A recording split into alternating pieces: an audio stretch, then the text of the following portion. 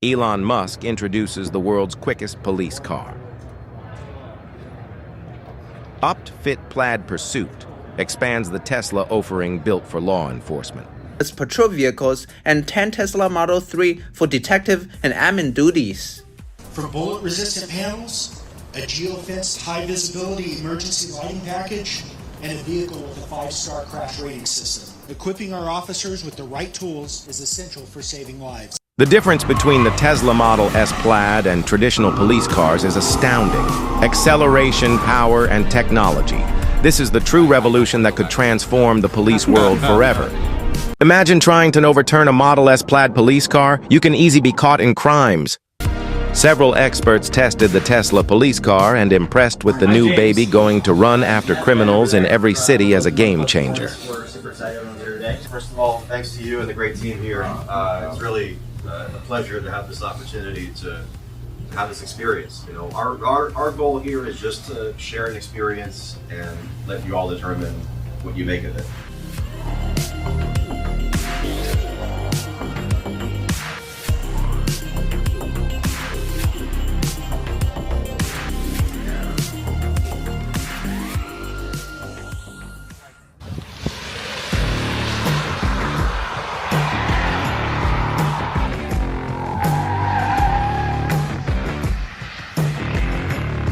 Curious what you thought. Well, for the first time of driving kind of in just an electric car in general, it's a lot of fun to drive. The acceleration on it is beautiful. The handling is just phenomenal. Very light input of the steering, and it's very responsive to exactly what it needed to do. The fact that I was able to basically handle the course as tight to the cornering as I was, not even having any type of slippage whatsoever, it just basically hugged those corners just so tightly. It was a very impressive drive, a lot of fun.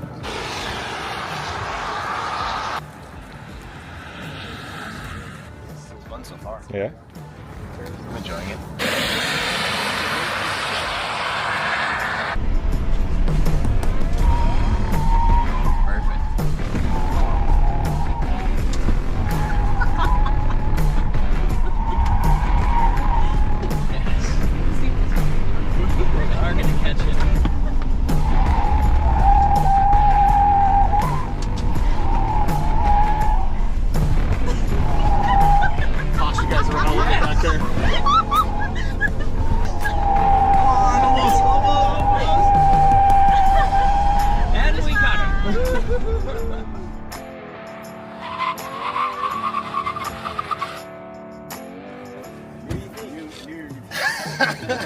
That was a good time. That was a good time.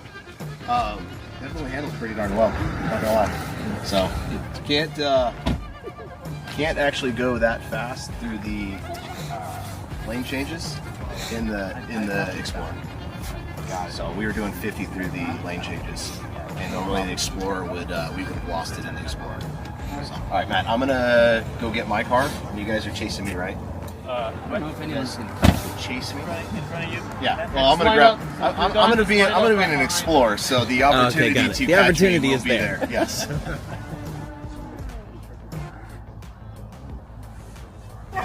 I'll be gentle.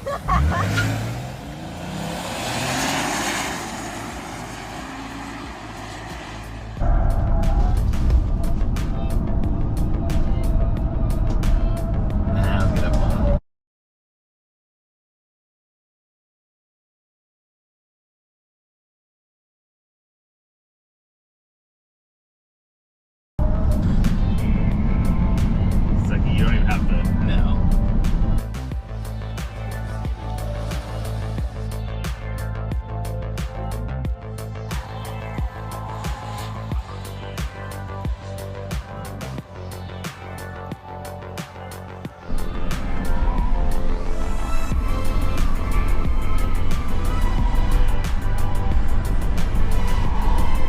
You brought up a very good point. They know that Tesla's chasing them. They just stop. Right. Alright, he's out of play. Good job. Pretty easy, huh? It is. Yeah, amazing. Yeah, they are.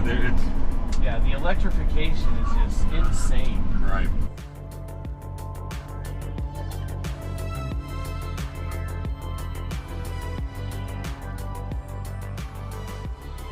The difference is absolutely staggering. I don't want to go back to this now. It's an incredible feeling after driving the Tesla modified package that you guys have the last couple of laps and getting back into it. This just feels so much more sluggish. The cornering just feels so much more just kind of out of place. The amount of times you can just move with so much more precision in the Tesla, the acceleration, the braking, the handling capability of it is just honestly far superior. Just the absolute dynamic and fun ability that you have in that car is just, it's a whole nother world. Yeah, I definitely don't want to go back to it. So.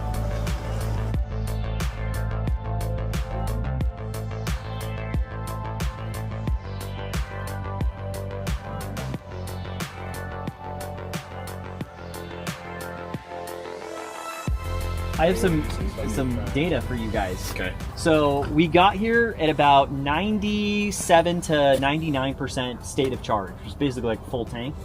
So what do you guys think the cars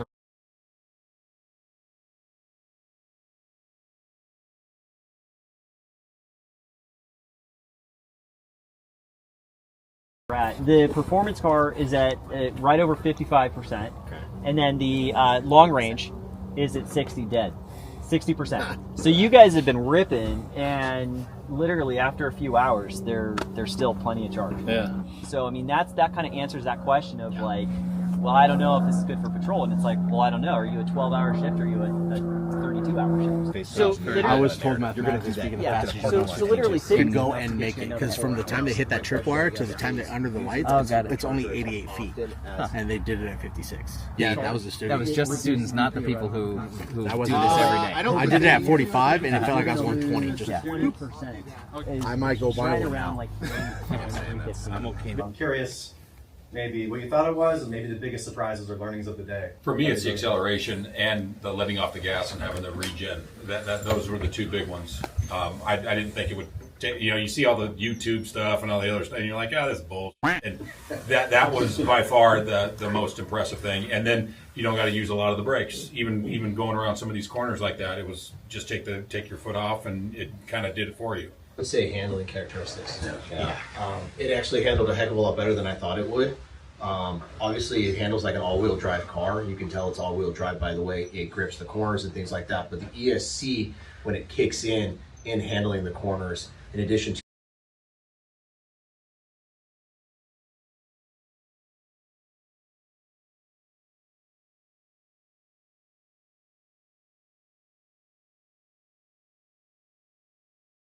the regen, it works really, really well. It's smooth. I mean, as a driver, it's nice because I don't have to 2-foot brake. I don't have to have my left foot on the brake pedal and right foot on the gas to be able to go through a corner properly to make it work and to have it smooth. I can just let off the gas a little bit. It does what I need it to do as almost a trail brake type scenario, and then come around and out of a turn. And it handled very well. And even when I tried to push it a little too much in a couple spots intentionally, it caught it, but it wasn't like an out of control catch where in a lot of the other ESCs, like in the Explorers and some of the other ones, if the ESC kicks in, it almost feels uncontrollable a little bit, where it's trying to, you're fighting the ESC. It almost complemented your driving with the ESC. So I would say I'm thoroughly impressed by how it handled and performed. Kind of made a believer out of me on it. Well, just even at collision avoidance to handling. In the Crown Vics, the fastest you can go 45, maybe 50 if you're lucky. These guys were getting it at 50.